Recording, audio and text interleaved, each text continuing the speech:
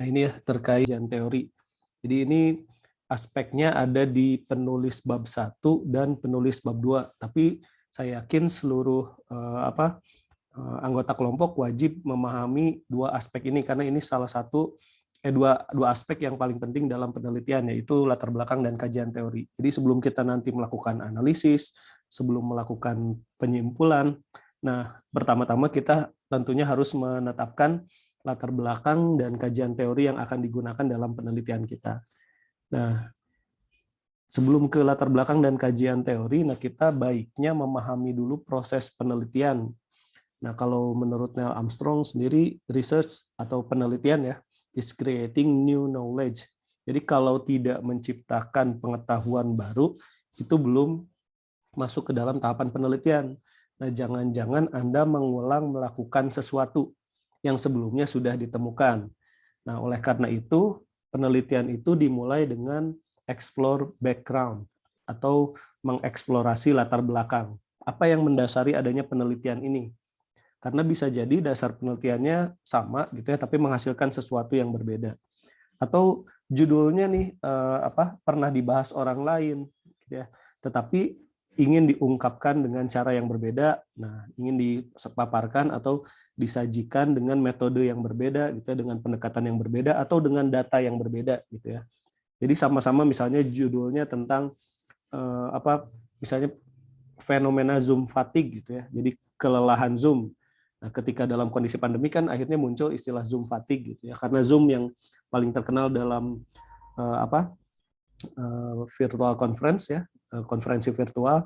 Nah, akhirnya istilah kelelahan virtual akibat dari ini ya, pembelajaran seperti ini gitu ya, istilahnya dikenal dengan Zoom fatigue.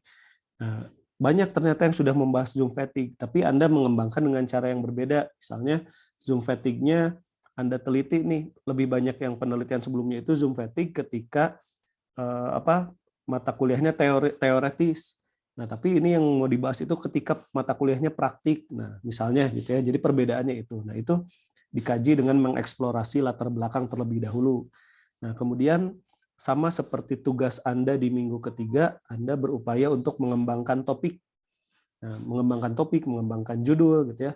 Jadi Anda menentukan nih topik yang hendak diteliti itu apa, ya, yang hendak bahas, dianalisis itu apa. Nah, Anda bersama-sama dengan kelompok gitu ya, melakukan pencarian topik, membahas mana yang terbaik dari ide yang Anda kemukakan gitu ya. Nah, kemudian setelah ada topik, apa selanjutnya yang harus dilakukan? Nah, kemudian dilakukan find sources atau mencari tahu dari berbagai sumber. Nah, jangan-jangan topiknya sudah diteliti. Nah, bagaimana kalau sudah diteliti, apakah tidak bisa dilanjutkan? Nah, justru bisa dilanjutkan ya. Jadi, yang pertama ditentukan itu apakah penelitian sebelumnya itu ada atau tidak. Karena kalau Anda mau melakukan penelitian, Anda harus mengecek penelitian sebelumnya. Itu yang baik. Dan baiknya seperti apa? Apakah harus benar-benar tidak ada gitu ya? Atau memang harus ada? Jawabannya harus ada penelitian sebelumnya gitu. Jadi kita meneliti itu pasti sebelumnya sudah ada yang pernah membahas. Nah, kita mencari yang baru. Jadi bukan mencari yang baru itu bukan berarti benar-benar belum ada ya. Tapi dari sesuatu yang ada kita perbaiki, kita tambahkan gitu ya, kita sempurnakan gitu, atau kita mengerjakan dengan cara yang berbeda, barangkali akan menghasilkan sesuatu yang berbeda. Sebentar. Nah, kemudian setelah menemukan sumber gitu ya, sumber yang nanti kita gunakan di mata kuliah kita itu hanya dua ya, yang utamanya nanti dari buku atau dari artikel jurnal. Jadi kalau dari web, dari blogspot, nah sebaiknya tidak digunakan. Jadi yang digunakan hanya dari artikel jurnal dan juga dari buku. Nah, nanti petunjuknya ada di video yang satunya ya. Jadi nanti supaya Anda dapat lebih banyak materinya, nah supaya berbagi juga ya. Nah, ini find sources, kemudian evaluate sources. Kadang-kadang kita mengumpulkan banyak, tapi kita tidak tahu mana yang sesuai, mana yang tidak. Nah, kita pilih yang sesuai, gitu ya. Jadi mengumpulkan banyak bagus, nah kita pilih yang sesuai. Yang sesuai itu sesuai dengan apa? Pertama yang jelas sesuai dengan judul, sesuai dengan kata kunci, ya, sesuai dengan penelitian yang hendak kita lakukan, sesuai dengan metode yang akan dilaksanakan. Misalnya kalau metodenya kualitatif, gitu ya, penelitian Anda ingin mendeskripsikan sesuatu, nah berarti cari sumber-sumber yang sesuai. Atau ingin melakukan eksperimen, berarti cari petunjuk eksperimen yang sesuai, gitu ya. Karena setiap metode ya beda pendekatannya. Kemudian use and cite sources. Nah, jangan hanya kalian baca terus diklaim, ditulis ya, tanpa mencantumkan sumbernya. Nah, kalian kalau baca ide dari orang lain, baik itu masih sama persis, ya jelas kalau sama persis dikutip ya, harus dikutip. Beda sedikit, idenya misal idenya sama, tetapi kata-katanya diubah, tetap saja itu ide yang berasal dari orang lain. Sebutkan saja, gitu ya. Tidak haram melakukan penyebutan kutipan. Justru salah ketika kalian mencantumkan kutipan orang lain, tetapi tidak mencantumkan sumbernya. Karena ini yang penting. Merujuk yang terdahulu itu akan menunjukkan jejaknya, gitu ya, jejak penelitian ini, apa yang sudah dilakukan orang lain, apa yang belum, kan gitu. Karena di evaluate sources juga ini menunjukkan itu ya, upaya menunjukkan apa yang sudah, apa yang belum. Dan setelah kita tahu apa yang sudah dilakukan orang lain, membedakan dengan yang hendak kita lakukan, nah, kemudian kita melakukan analisis, nah disitulah kita berupaya untuk menemukan pengetahuan baru, gitu ya. Nah, istilahnya ini yang saya pinjam. Nah, ada sebuah gambar ya, don't reinvent the wheel, ya, just improve it. Jadi jangan menemukan kembali roda, gitu ya, tapi perbaiki, gitu. Jadi kalau dulu roda itu dari batu seperti ini, dibuat dari kayu, gitu ya, kemudian dibuat dari peleknya itu dari besi, batang besi, disempurnakan kembali, misalnya di casting alloy, misalnya seperti ini, gitu. Yang penting memperbaiki terus-menerus. Bahkan roda yang sedang diteliti yang terbaru saat ini kan ya, itu roda tanpa harus dipompa ya. Jadi bisa di segala medan tanpa harus dipompa gitu. Nah, jadi don't reinvent the wheel, just improve it. Jadi kalau Anda menemukan kembali roda mau dibuat kotak ya, itu sudah tidak perlu gitu ya. Karena roda itu nyaman dengan bentuknya yang seperti ini gitu ya, yang melingkar. Nah, oleh karena itu penelitian itu bukan menemukan sesuatu yang benar-benar baru, gitu ya, tetapi memperbaiki, mencari tahu sesuatu yang sebetulnya sudah ada, tetapi kita perbarui, gitu ya, kita menemukan kebaruan di sana.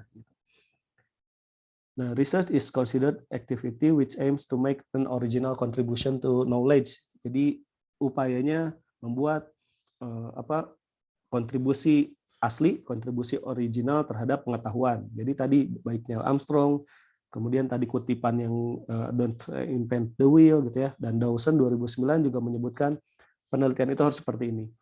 Mau itu betul-betul penelitian, mau itu latihan gitu ya, seperti mata kuliah kita kan ini berlatih untuk meneliti. Nah, pastikan Anda meneliti sesuatu yang bisa berkontribusi baru dan asli terhadap pengetahuan gitu ya. Jadi jangan saya ambil ini saja dari penelitian yang sudah ada, saya tulis-tuliskan, ya itu bukan penelitian gitu ya. Jadi sekecil apapun kontribusinya, nah, itulah penelitian gitu ya. Kalau misalnya memberikan suatu hal yang orisinal.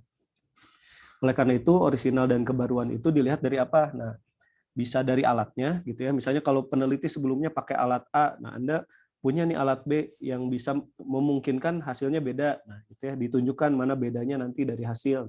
Alatnya beda, bisa jadi tekniknya beda. Misalnya di buku atau artikel yang Anda baca, tekniknya menggunakan teknik A. Nah, Anda menemukan atau misalnya membaca dari buku lain ada teknik B. Nah, Anda ingin menerapkan karena baru penelitian yang sudah ada itu baru teknik A. Nah, itu sama ya, prosedurnya, metodenya gitu ya. Kemudian menjelajahi hal-hal yang sebelumnya tidak diketahui. Jadi kalau sudah diketahui, ya berarti namanya penelitian lanjutan ya. Nah, kalau sebelumnya belum diketahui atau Anda sudah cari dari berbagai sumber tapi belum ada nih penelitiannya gitu ya. Tapi ini penting. Nah, itu bisa jadi menjelajahi hal yang sebelumnya tidak diketahui atau menjelajahi sesuatu yang tidak terduga. Nah, ini bisa, dan menggunakan data dengan cara yang baru. Misalnya, Pak, boleh tidak saya penelitian pakai data dari penelitian yang sudah ada, tapi saya mau melakukan dengan cara yang baru, boleh gitu ya. Jadi kalau misalnya, nah makanya memungkinkan misalnya dosen ya menyuruh mahasiswanya melakukan penelitian yang misalnya datanya sama nih, si A mendatanya sama, si B sama, si C sama. Judulnya juga mirip gitu ya, tetapi dikasih cara yang berbeda, kamu dengan teknik A, kamu B, kamu C. Nah, nanti dosennya melakukan generalisasi yang payung penelitian yang lebih besar. Nah, biasanya ada mahasiswa yang ikut proyek dosen, nah skripsinya itu sama dengan judul dosennya gitu ya, judul yang diajukan dosennya. Nah, ada 5 orang. Nah, 5 orang itu punya judul yang sama. Nah, tapi pendekatan yang berbeda. Nah, itu bisa jadi ada penelitian seperti itu gitu ya. Jadi tidak aneh kalau misalnya Anda searching di beberapa skripsi misalnya di TELU ada judul yang mirip tapi penulisnya beda-beda. Nah, itu menggunakan data yang sama dengan cara yang baru. Nah, apa yang perlu diungkap ya di latar belakang? Nah, kita sudah masuk ke latar belakang. Nah, latar belakang ini kan kalau di penilaian ya, di penilaian artikel ilmiah di mata kuliah ini, Anda harus bisa mengemukakan alasan, ya. Nah, tapi sebetulnya kalau alasan saja satu kalimat juga ya tidak bagus, gitu ya. Anda harus kemukakan apa yang jadi masalah. Kemudian mengapa ini menjadi masalah dan mengapa ini penting atau mengapa masalah ini harus dikaji. Jadi saya beri warna nih apa masalahnya, mengapa ini jadi masalah, mengapa ini penting. Nah, Anda ungkapkan kalau mau menulis metode, ingat 3 pertanyaan ini. Apa yang jadi masalah? Masalahnya ini. Ya. Kenapa ini menjadi masalah? Karena dengan adanya ini bisa menimbulkan ini, kan gitu ya. Mengapa ini penting? Karena kalau tidak teliti, masalah-masalah yang tadi timbul akan semakin besar, misalnya. Kan gitu ya, sederhananya seperti itu. Nah, kemudian ini sama ya, apa yang sudah diketahui tentang topik, jadi itu bisa jadi sebetulnya berbicara juga tentang apa masalahnya. Nah, apa penelitian-penelitian yang sudah dikaji oleh orang lain? Apa penelitian yang sudah dilakukan? Nah, ini harus Anda cari tahu dulu. Nah, orang lain sudah melakukan A, B, C. Nah, itu disebutkan saja. Tidak apa-apa kita menyebutkan penelitian orang lain di penelitian kita, dan itu harus. Ya. Di bagian latar belakang, bagusnya Anda mengutip pendapat orang lain. Bahwa kata si A, hal ini pernah dilakukan olehnya gitu ya, menghasilkan A, B, C, D gitu ya. Nah, tapi misalnya ada kelemahan atau ada kekurangan sehingga harus dilanjutkan jadi D, E, F misalnya. Nah, ini apa yang sudah diketahui penting ya. Kemudian tonjolkan orisinal atau novelty. Novelty itu kebaruan gitu ya. Nah, oleh karena itu bagaimana cara menunjukkan ini asli gitu ya, ini baru. Nah, itu bukan berarti penelitian itu harus judulnya betul-betul beda, bukan. Misalnya misalnya ada zoom fatigue, oh berarti saya tidak boleh meneliti itu, bukan gitu ya. Sama-sama meneliti zoom fatigue tapi melihat dari aspek yang berbeda. Misalnya zoom fatigue secara psikologi sudah dibahas, secara neurologi sudah dibahas, tapi belum nih secara informatika zoom fatigue ini seperti apa misalnya. Nah, Anda orang informatika misalnya membuat software misalnya ya. Software itu ada kecerdasan buatan dihubungkan ke kamera misalnya. Kamera bisa mendeteksi kelelahan yang dialami siswa atau mahasiswa ketika melakukan zoom. Nah, itu belum ada. Nah, itu kan kesenjangan gitu ya. Ide itu di sana. Ide yang baik itu ada untuk mengisi gap atau kesenjangan dalam pengetahuan. Kemudian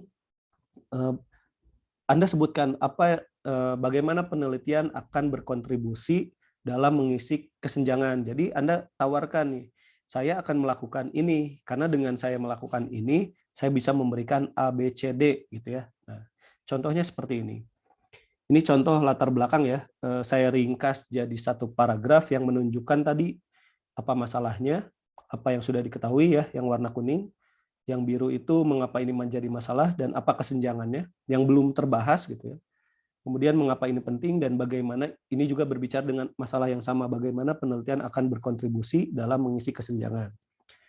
Nah, contoh kalimatnya seperti ini. Ini boleh mengutip ya, bahkan kalian tidak perlu berpikir keras, cari saja kutipan orang lain, masukkan ke dalam penelitian kalian. Misalnya kalian mengutip definisi penilaian kinerja siswa atau assessment ya, student assessment. Penilaian kinerja siswa adalah proses dalam menentukan kinerja untuk setiap siswa terkait pendidikan. Ini kutipan Anda pertama ya. Terus jelaskan proses penilaian untuk siswa didasarkan pada apa saja. Nah, ada penelitiannya Daud. Daud itu meneliti bahwa penilaian itu bisa dari elemen seperti ujian, penugasan, tes, kuis, pekerjaan penelitian dan sebagainya gitu ya. Ini dari si Daud. Nah, Anda mencari lagi, penilaian harus dilakukan dengan cara yang lebih adil dan transparan. Ini harusnya yang warna biru ya. Sebentar saya koreksi dulu. Nah, ini warna biru nih. Nah, penilaian harus dilakukan dengan cara yang lebih adil dan transparan. Ini masalah. Jadi tadi masalahnya itu kan tentang yang mau Anda ungkapkan penilaian kinerja ya. Nah, yang biru itu mengapa ini jadi masalah? Nah, karena ada disinyalir, Anda juga kan sering merasakan, oh ini kurang adil. Yang jarang masuk nilainya A, yang sering masuk nilainya B, misalnya gitu ya. Atau yang tugasnya cepat nilainya C, yang tugasnya lama dikumpulkan, terlambat tetap A. Nah, jangan-jangan ada ketidakadilan ya. Penilaian harus dilakukan dengan cara yang adil, lebih adil, dan transparan. Nah, ini tadi ya, mengapa ini harus diteliti. Penilaian biasanya bersifat subjektif. Nah, ini masalah juga kan yang dapat menyebabkan perbedaan pendapat dalam menilai kinerja siswa. Nah, ini membahas ini, kesenjangan. Jadi belum dibahas nih, baru Ingole ini baru menyebutkan bahwa ada kasus masalah dalam penilaian itu kurang adil, kurang transparan, kurang subjektif, kurang objektif ya, terlalu subjektif misalnya. Nah, ini yang Anda tawarkan. Untuk itu, sistem penilaian harus ditinjau dan ditingkatkan secara berkala untuk memastikan bahwa penilaian tersebut sesuai, tidak memihak, dan bermanfaat bagi semua siswa. Nah, oleh karena itu, sistem penilaian membutuhkan transparansi, objektivitas, penalaran logis, dan implementasi komputer yang mudah untuk menilai kinerja siswa. Nah, ini yang Anda tawarkan nantinya. Bagaimana penelitian akan berkontribusi. Nah, ini mengapa ini penting? Karena tadi penting itu karena kan biar tidak memihak gitu ya. Kemudian sistem penilaian itu biar transparan, objektif, logis, dan bisa memanfaatkan komputer. Nah, ini latar belakang sederhananya seperti ini. Tapi nanti 3 kalimat ini ya, 3 bagian utama ini bisa saja Anda uraikan dalam 3 paragraf gitu ya. Dalam 5 paragraf. Nah, intinya sama. Yang bagian pertamanya membahas masalahnya apa, kemudian apa yang jadi masalah, bagian paragraf berikutnya bagaimana ini penting, mengapa ini penting, itu di paragraf terakhir biasanya atau paragraf berikutnya. Jadi ini ya kriteria kuncinya. Jadi kalau Anda melakukan penyusunan latar belakang, nah jangan sampai misalnya hanya membahas masalah yang tidak penting gitu ya, tidak menunjukkan alasan gitu. Itu jangan sampai seperti itu. Jadi pastikan selain Anda misalnya memaparkan ini masalah, Anda tunjukkan kenapa ini harus diteliti dan kenapa ini penting. Nah, itu ya yang diharapkan Anda tuliskan di dalam bagian latar belakang. Nah, kemudian tips juga ketika menulis latar belakang jangan terlalu membahas masalah yang terlalu umum. Langsung saja pada masalah yang hendak Anda kaji. Misalnya Anda mahasiswa informatika, misalnya di informatika ada apa ya? Saya kurang paham juga ya. Cuman misalnya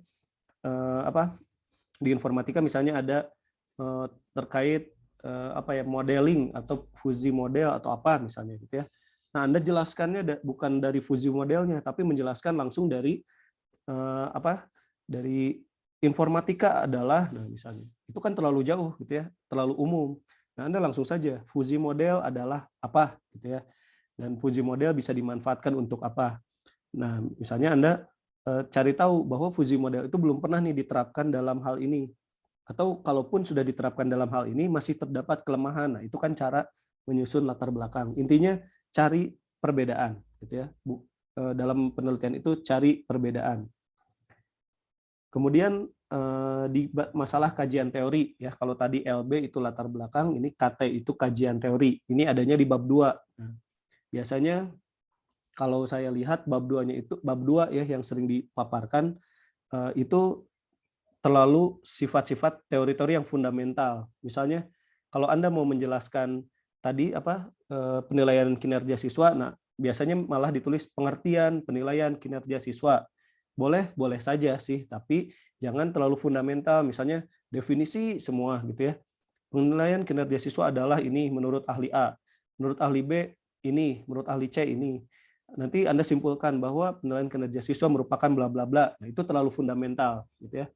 Boleh ada itu, boleh saja, tetapi sebetulnya yang paling penting adalah apa yang hendak Anda tunjukkan dalam penelitian itu. Nah, biasanya menyesuaikan dengan judul dan kata kunci yang Anda mau susun. Misalnya kalau tadi saya mau punya judul nih, penilaian kinerja siswa atau assessment gitu ya, yang menggunakan Fuji model misalnya gitu ya, yang saya mau susun itu penelitiannya. Nah, berarti apa yang harus saya susun? Ya, ada dua hal utama. Ada tiga ya, menjadi tiga ya. Pengukuran kinerja siswa atau penilaian kinerja siswa, assessment. Yang kedua itu Fuji model itu apa? Yang ketiga baru berbahas penilaian kinerja siswa menggunakan Fuji model. Ya, jadi tiga yang kita paparkan di sana. Nah, bagusnya seperti itu. Jadi bukan hanya pengertian gitu ya, bukan hanya sesuatu yang sudah diketahui gitu ya, tetapi dalam kajian teori pun tunjukkan apa yang menjadi kebaruan. Nah, dilihat dari ini pernyataan terakhir kita kan gitu ya, bahwa harus ada implementasi komputer yang mudah untuk menilai kinerja siswa. Nah, salah satunya tadi menggunakan misalnya Fuji model. Bisa Anda paparkan seperti itu. Karena misalnya belum ada nih penilaian yang menggunakan Fuji model. Misalnya ya, saya kurang tahu ada tidaknya karena saya belum melakukan pencarian. Nah, kemudian rujukan berasal dari artikel, jurnal atau buku. Ya, ini yang baik. Baiknya dominannya bisa jadi 60-70% jurnal gitu ya. 30-40% buku. Nah, bahkan kalau Anda mau menulis di jurnal yang standarnya internasional, Anda minimal harus punya 40-50 referensi. Jadi baru bisa diterima di jurnal-jurnal internasional. Kalau jurnal nasional bisa 20-30. Nah, kalau jurnal yang kategorinya lokal biasa gitu ya, mungkin asal-asalan juga biasanya diterima gitu. Nah, tapi kan kalau Anda mau sebagai akademisi, suatu saat Anda menulis jadi penulis artikel, penulis peneliti gitu ya. Nah, Anda tentunya harus punya standar yang baik. Nah, jadi dari jurnal dan buku, jangan dari Blogspot, Wikipedia, dijamin bagus sebagus-bagusnya tulisan Anda pasti ditolak ya artikelnya. Gitu ya, minimal kalau tidak ditolak diminta diperbaiki. Nah, biasanya yang diperbaiki apa? Ada Wikipedia di dalam kutipan, ada Blogspot di dalam kutipan gitu ya. Jadi dua yang utama, artikel, jurnal dan buku. Dan buku ini juga jangan buku teks SD, misal SMP, buku teks pelajaran jangan ya, tapi buku-buku seperti handbook, misalnya buku buku teks bukan penelitian, buku teks di tingkat perkuliahan gitu ya, yang bacaannya memang berdasarkan dari penelitian juga biasanya, atau buku-buku monograf namanya gitu ya. Ini yang bagus seperti itu. Nanti cara mencari artikel jurnal gratis gitu ya, yang berbayar jadi gratis. Cara mendapatkan buku yang gratis ada di video sebelumnya. Nah, kemudian apa yang harus diungkap di kajian teori? Nah, tadi kan perlu ditulis ini ya intinya, tapi yang perlu diungkapnya itu sebetulnya dua hal. Menunjukkan kontradiksi atau gap. Ya, kalau kontradiksi nih, saya beda dengan pendapat orang sebelumnya, itu boleh. Ternyata kalau pas hasilnya ternyata sama, ya nggak apa-apa, sampaikan saja, oh ternyata saya pakai model cara yang berbeda pun hasilnya tetap sama ya. Saya pakai teknik atau alat yang beda pun hasilnya sama. Berarti penelitiannya memperkuat penelitian terdahulu. Walaupun awalnya melakukan kontradiksi dulu. Alatnya si peneliti sebelumnya pakai A, saya pakai B gitu ya. Beda nih alatnya. Tapi kita punya asumsi bahwa akan terjadi perbedaan juga. Ternyata asumsi kita salah. Berarti kita ada dari alat yang berbeda pun menghasilkan kesimpulan yang sama gitu ya, berarti penelitian ini memperkuat gitu. Tapi atau hasilnya berbeda, berarti penelitian ini menyanggah gitu ya, bahwa perbedaan alat bisa menimbulkan hasil yang berbeda. Nah, kan bisa seperti itu.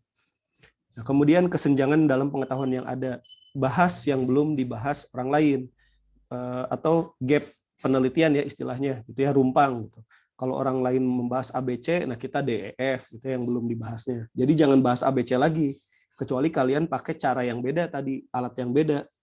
Nah, datanya boleh sama, atau misalnya sebaliknya, datanya berbeda, alatnya sama, hasilnya gimana gitu ya. Nah, itu bisa menghasilkan sesuatu yang berbeda. Kemudian menciptakan dimensi baru atau perspektif baru yang memberikan kontribusi yang berbeda. Nah, intinya ini bukan menciptakan hal baru ya, tapi ada pandangan baru gitu ya, dimensi baru, kemudian ada kontribusi nih. Misalnya kalau pakai alat B ternyata hasilnya lebih baik misalnya. Atau kalau misalnya ada membandingkan model A dan model B. Nah, penelitian sebelumnya pakai model A, penelitian yang Anda gunakan pakai model B. Ternyata model B yang Anda gunakan misalnya itu lebih presisi, itu lebih akurat. Itu bisa seperti itu, ya. Jadi intinya kita mempunyai pandangan baru agar bisa menghasilkan kontribusi yang orisinal, ya, yang berbeda. Nah, ini contoh kajian teori, misalnya tadi student performance assessment, ya, penilaian kinerja siswa. Nah, ini seperti ini, ya, contohnya. Ya, boleh pengertian, boleh evaluasi kinerja adalah apa, gitu ya. Berdasarkan masalah ini pengelompokan dibagi apa. Nah, ini Anda jangan lupa namanya kajian teori pasti ada kutipan, ya. Nah, ini kutipan bisa jadi satu pernyataan yang kita gunakan, gitu ya. Itu berasal dari beberapa buku atau artikel yang kita baca. Jadi si kutipannya bertumpuk seperti ini, ya. Johanyak 2010 dan Oyelade 2010.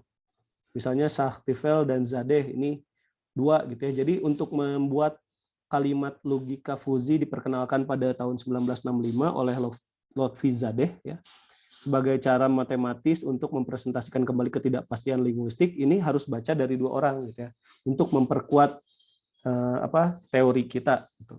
Bahkan ini tiga orang Zafari, dua kutipan juga, ya, Jafari Kontalo dan Kusuma Dewi dan Purnomo. Ini bisa, ya, seperti ini. Jadi tidak mesti satu-satu, boleh satu kalimat, tapi kita baca dari beberapa orang, gitu ya, beberapa kutipan, kita gabung jadi satu. Nah, ini student performance assessment. Yang kedua Fuzzy Logic. Jadi kalau Anda mau buat judul tentang pengukuran atau penilaian kinerja siswa menggunakan Fuzzy Logic. Nah, berarti kan teori pertama, ya, 2.1-nya itu adalah students performance assessment, gitu ya. 2.2-nya Fuzzy Logic. 2.3-nya apa? Nah, 2.3-nya gabungan students performance assessment using Fuzzy Logic. Nah, kita tahu atau kita mungkin tahu bahwa ternyata penilaian kinerja siswa pakai Fuzzy Logic itu sudah ada. Siapa yang melakukan? Misalnya ini Aurora dan Saini, misalnya Gokmen, Baba, Bas dan Bas, gitu ya. Poskoglu, Inyang dan Joshua pernah nih meneliti tentang penggunaan Fuzzy Logic untuk mengukur kinerja siswa. Nah, oleh karena itu apa yang kita bedakan? Nah, misalnya kita di sini yang jadi masalah, misalnya dari penelitian sebelumnya itu belum Fuzzy Logic itu misalnya tidak memberikan apa, gitu ya, nanti kita ungkapkan di sini, gitu ya. Atau misalnya Anda cari saja penelitian sebelumnya yang membahas masalah yang sama, nah bisa Anda cantumkan di kajian teori. Kan namanya mengkaji teori, ya, bukan hanya salin tempel teori, bukan hanya parafrase teori, tapi mengkaji. Nah, kita dikaji nih teorinya. Jadi mau tidak mau membuat bab 2 itu harus membaca penelitian sebelumnya, gitu ya. Bab 1 sama, bab 2 sama, bab 3 juga sama, gitu ya. Untuk meneliti Anda harus baca dulu, ya, menganalisis Anda harus baca dulu. Nah, ini, ya. Jadi minimal 3 lah kalau Anda punya 2 variabel, ya, variabel pertamanya student performance assessment, ya, penilaian kinerja siswa, variabel keduanya Fuzzy Logic, ya, untuk mengukur yang tadi. Nah, ini ketiganya ini, ya. Jadi yang di 2.3-nya itu students performance assessment using Fuzzy Logic. Ini contoh, ya. Kalau misalnya pengukuran zoom misalnya pemindaian zoom fatigue melalui webcam menggunakan logika Fuzzy atau Fuzzy Logic, misalnya, itu kan penelitian Anda, ya. Nah, berarti penelitiannya apa? Pemindaian zoom fatigue, misalnya, atau zoom fatigue itu apa, boleh, ya. Jadi yang pertama zoom fatigue itu apa, kedua Fuzzy Logic apa, nah ketiga misalnya pemindaian pemindaian menggunakan Fuzzy Logic, gitu ya, pemindaian webcam menggunakan Fuzzy Logic misalnya. Nah, itu seperti itu, gitu ya. Jadi zoom fatigue-nya tidak mesti dibahas juga di sini karena kan belum ada misalnya penelitian itu. Tapi kalau sudah ada, ya boleh dicantumkan, ya, seperti ini. Nah, itu terkait latar belakang dan teori. Jadi pastikan, ya, ketika Anda menyusun latar belakang dan teori itu, yang terutama bagian latar belakang Anda menunjukkan apa yang belum dikaji atau apa yang sudah dikaji tetapi Anda merasa berbeda, gitu ya. Merasa ini harus diteliti, gitu ya. Intinya alasan kenapa itu diteliti. Nah, kalau kajian teori lebih banyak kontradiktif terhadap yang sudah ada atau sebaliknya kalaupun tidak kontradiktif, Anda menunjukkan mana yang belum diteliti.